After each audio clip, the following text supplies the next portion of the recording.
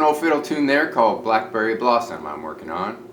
And that's to go along with this video of making Blackberry Cobbler. Now right now it's August in Oregon, and when it's August in Oregon, to me that means blackberries. I love blackberries. I remember as a kid my grandmother would come up and visit us. She's originally from Arkansas, and her deal with us kids was if we went out and picked the berries, she'd make a cobbler. So hey, it didn't take us long to get a bunch of berries put together.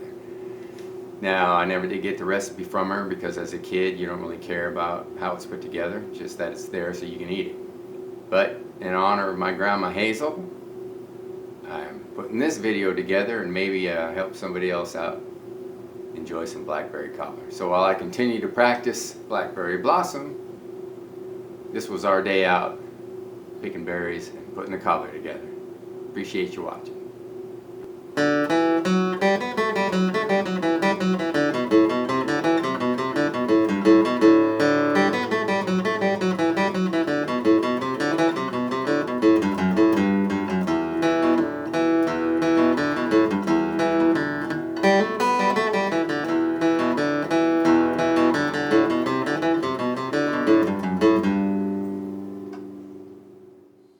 Alright, we got a nice big bowl of blackberries ready to go. First thing you want to do is give them a good rinse in some cold water.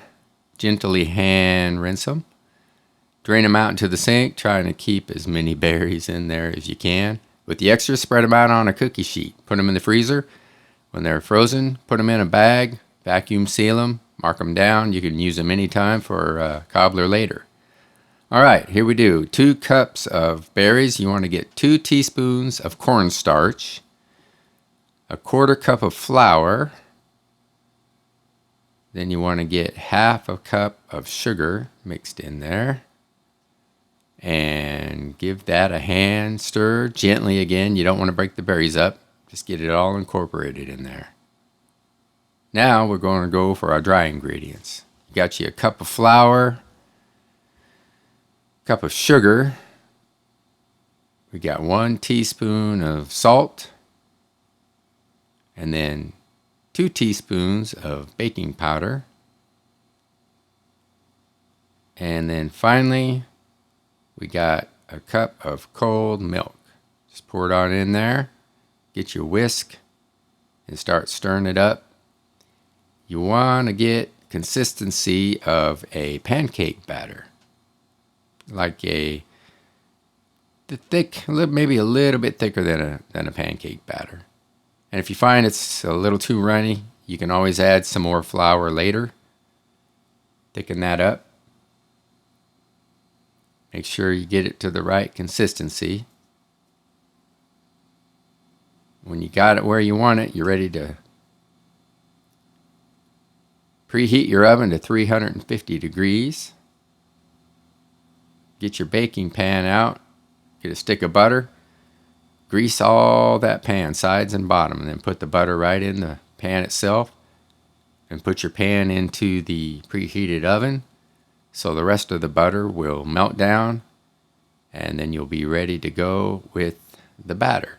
So pull that pan out, put it on the stove, get your batter ready, and just pour your batter right over the melted butter, just randomly, back and forth.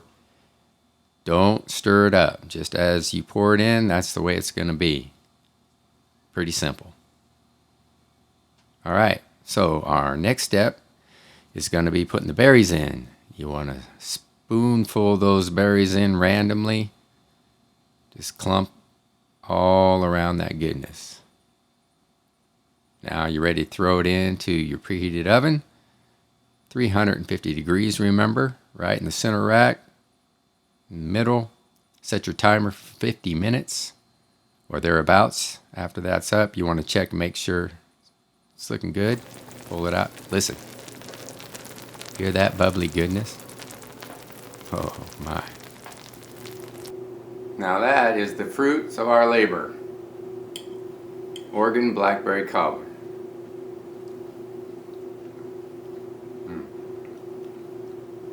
Not as good as Grandma Hazel used to make it, but still pretty dang good. So go make yourself some. If you have to buy some frozen berries, give it a shot. I'd like to hear how it turned out. Thank you for watching. We'll catch you next time.